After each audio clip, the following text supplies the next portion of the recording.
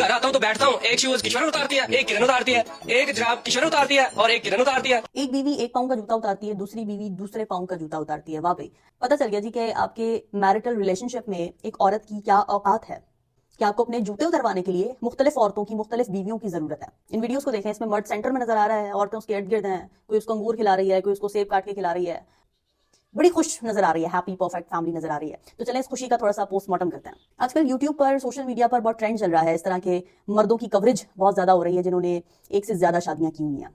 Interviewer उनसे सवाल करता है कि बहुत भाई लाइफ कैसी चल रही है, तो आगे से जवाब मिलता है कि भाई लाइफ तो बेस्ट चल रही है, सब मिलकर मेरा ख्याल रखती हैं और सब मुझे बहुत प्यार करती हैं। कभी किसी ने ये नहीं पूछा कि जी कैसे बनाया आपने अपनी वाइफ को, क्या जरूरत थी आपको दूसरी तीसरी चौथी शादियां करने की, क्या आपने इस्लाम की दी हुई कंडीशंस का ख्याल रखते हुए ये 4 शादियां की हैं? क्या कोई ये पूछता है? क्या कोई ये पूछता है कि जी प्रॉपर्टी किसके नाम पर है, पैसा किसके कंट्रोल में है? इनमें से अगर किसी भी बीवी ने ना की होती तो आप उसके साथ क्या करते?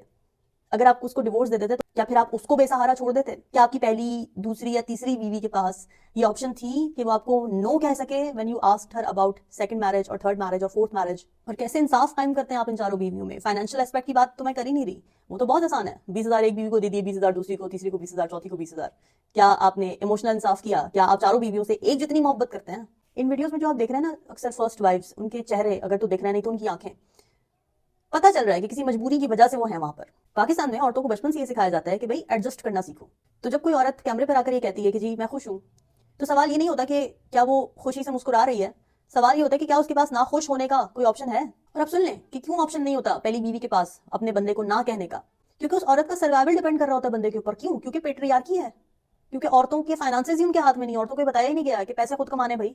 शादियों को फाइनेंशियल ट्रांजेक्शन्स बनाकर, खवातीन को फाइनेंशियली डिप्राइव्ड रखकर, फाइनेंशियली डिपेंडेंट रखकर, और अगर उनकी डिवोर्स हो जाती है इस वजह से कि वो ना कह दें अपने शौहर को दूसरी शादी के लिए, तो फिर वो रहेंगी कहाँ?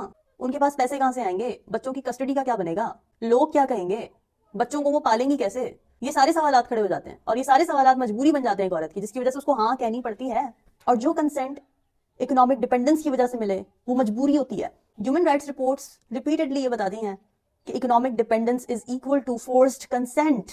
इसलिए जब भी कोई मर्द ये बोले ना कि मेरी तो तीनों या चारों बीवियां बहुत खुशी से आपस में रहती हैं, तो उस बंदे से सवाल करें कि खुशी से रहती हैं, मजबूरी से रहती हैं।